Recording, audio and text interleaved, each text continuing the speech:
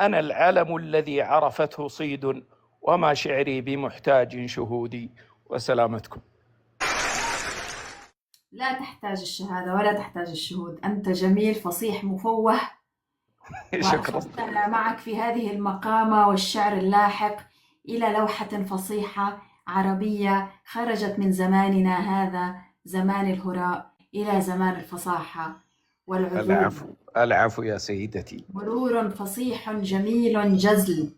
هذا شهادة أعتز بها منك يا أستاذة مرام. كنت خائفا منك، أنا حسيت اعتقدت أنت أنك كوتر في نفسك. فعلا أكتب المقامات وفي طرفها شعر إن أحببتم. في يوم من الأيام كرمنا أحد الزملاء بمناسبة تقاعده، وألقيت قصيدة، وكنت أنتظر أن أرى صورتي في المحفل. أنا كبير السن، فصوروا بعضهم الشباب، فكتبت مقامة أسميتها المقامة المصوراتية. يلا. أقول: حدثنا هيان بن بيان عن شامر بن طامر أنه قال: رأيت أبا عمر وقد أودى به طول السهر خارجا من الموطي، وهذا اسم موضع، على سيارة كالقوطي، القوطي العلبة، خارجا من الموطي على سيارة كالقوطي، فاستوقفته مسلما وعن أخباره مستعلما، مستغربا إدلاجه، فما راعني إلا اختلاجه، وهو يتميز من الغيظ وقد اعترته حمى القيظ.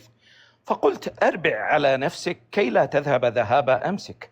فقال: إن سمعت جوابي فلا يحل لك عتابي. فعلمت أن وراء الأمر داهية دهياء وداء عياء. فقلت: هلم إلى المهيلة لأستوضح المسألة.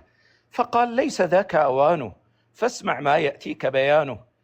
اعلم بأن لي إخوة صدق جعلوني بمكارمهم في رق، وقديما سمعنا في مجالس العلماء بيتا من مشكاة الحكماء، أحسن إلى الناس تستعبد قلوبهم، فطالما استعبد الإحسان إنسانا.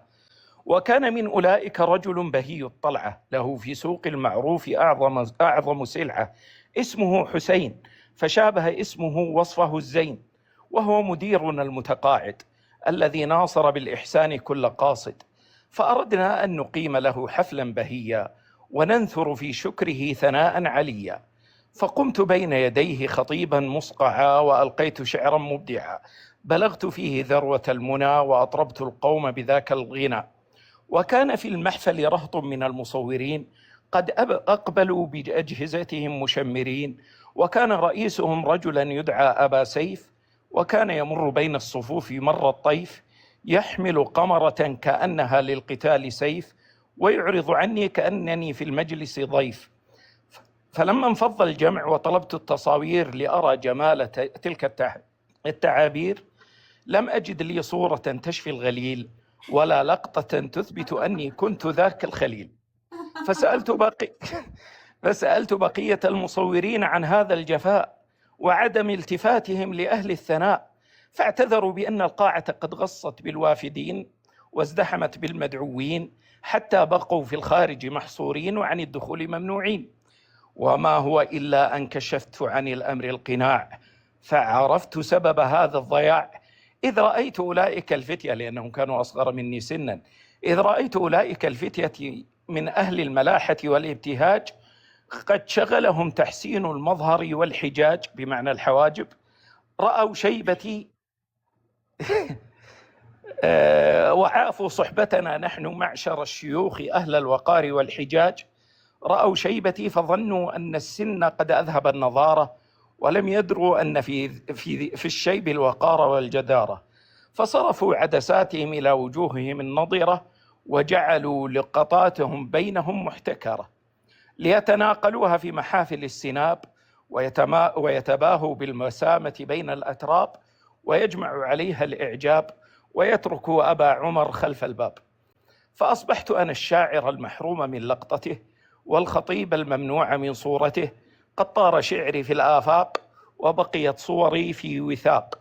فأنشأ أبو عمر يقول والدمع من جفنه يسيل: جفاني الدهر واعتكرت جدودي، وأنكرني الصحاب بلا عهود، رعوا زمن الشباب بكل صوب، وحادوا عن جلال ابن العقود، فطاروا بالسناب لكل وجه، وبت أنا المشفر في الوجود، ولو علموا بما أحويه نبلا لقام القوم من بعد القعود.